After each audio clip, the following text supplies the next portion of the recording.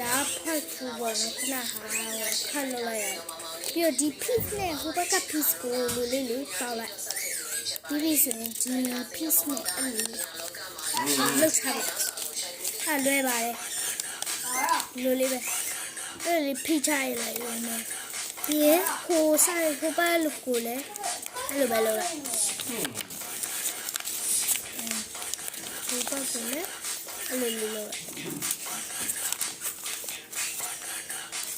အဲ့လိုပဲထိုးအောင် box လေးရဝိုင်းကျန်တဲ့ piece ကိုဒီမှာဟို line လေးလိုလေးပေါ့အဲ့လိုညက်လိုက်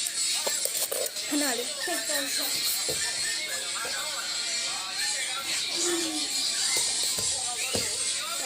ကျန်တဲ့ piece ကိုလည်းညက်လိုက်ပြီးတော့ညက်လိုက်မှာတိတ်နော်မနေ့ကလာလေမနေ့ကကြေးအောင်အဲ့လက်ကိုပိုက်မရဒီမှာကဒီလိုလေးလေးအမားလေးလေးလုံးလိုက်ပြီးဒီကတ်မှာပေါ့နော်လေးလေးအဲ့လေးလေးလေးအဲကြောင့်ဒီဘက်ကလည်းတစ်ဖက်ကဒီဘက်ကလည်းတစ်ဖက်ကရမှာပေါ့နော်မရဝိုင်းကဲဟိုဘက်ကဟိုဝါလေးပတ်ပတ်မယ်တော့ရေတဲ့ဆဲလိုက်ပြီးတော့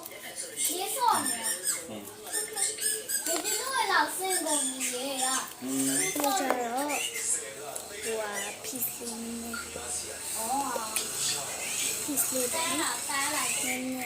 အဲ့လိုကြီးအဲ့ဒီခဏစားနော်ညလာ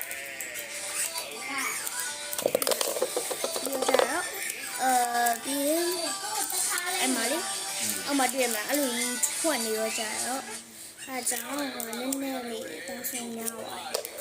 နည်းနည်းလေးနည်းနည်းအဲ့ဒါနဲ့ဆက်ပြီးအဲ့လ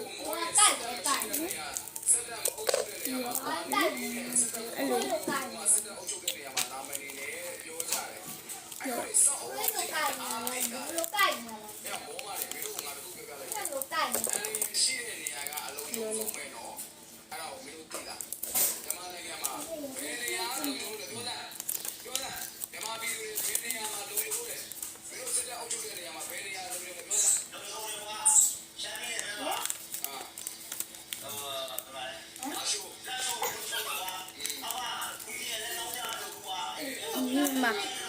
လိုလေးပေါ့နော်မ box လေးနဲ့လိုလေးလေးကိုင်လေးလို့ကိုင်လေးရပြီဆိုတော့အားလုံး